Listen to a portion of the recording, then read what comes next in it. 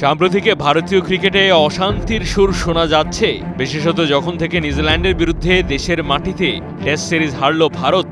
এই হারের পর থেকে গম্ভীরের কোচিং ক্ষমতা নিয়ে আলোচনা তুঙ্গে ওঠে।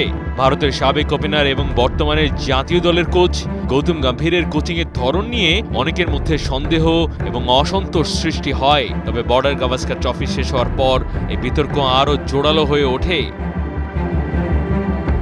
বর্তমান পরিস্থিতি এমন দাঁড়িয়েছে যে বোর্ডের মধ্যে গম্ভীরের বিরুদ্ধে পদক্ষেপ নেওয়ার কথা শোনা যাচ্ছে। টাইমস অব ইন্ডিয়ার রিপোর্ট অনুযায়ী বিসিসিআই ভারতের সিনিয়র টিমের ব্যাটিং কোচ হিসেবে শীতাংশু কোটাকের নাম প্রস্তাব করেছে।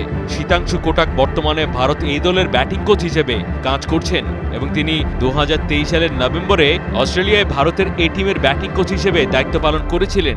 এর পাশাপাশি তিনি 2023 সালের অগাস্টে ভারতের আয়ারল্যান্ড সফরেও ব্যাটিং কোচ হিসেবে ছিলেন।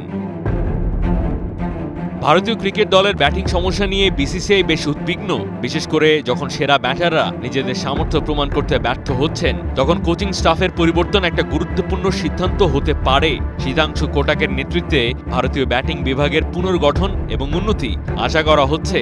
তার অভিজ্ঞতা এবং কোচিংয়ের দৃষ্টিভঙ্গি ভারতীয় দলের জন্য বড় ভূমিকা পালন করতে পারে। তবে এই সিদ্ধান্ত নিয়ে কিছু বিতর্ক রয়েছে। গম্ভীরের কোচিং নিয়ে প্রশ্ন উঠলেও ভারতীয় ক্রিকেটের একটা বড় অংশ এখনও তার প্রশংসা করে আসছে। তবে সময়ের সঙ্গে সঙ্গে কোচিংয়ের দায়িত্বে পরিবর্তন এবং নতুন দৃষ্টিভঙ্গি নিয়ে কাজ করা গেলে হয়তো ভারতীয় ক্রিকেট আবারও তার শক্তি ফিরে পাবে, এমনটা বলছেন অনেকেই।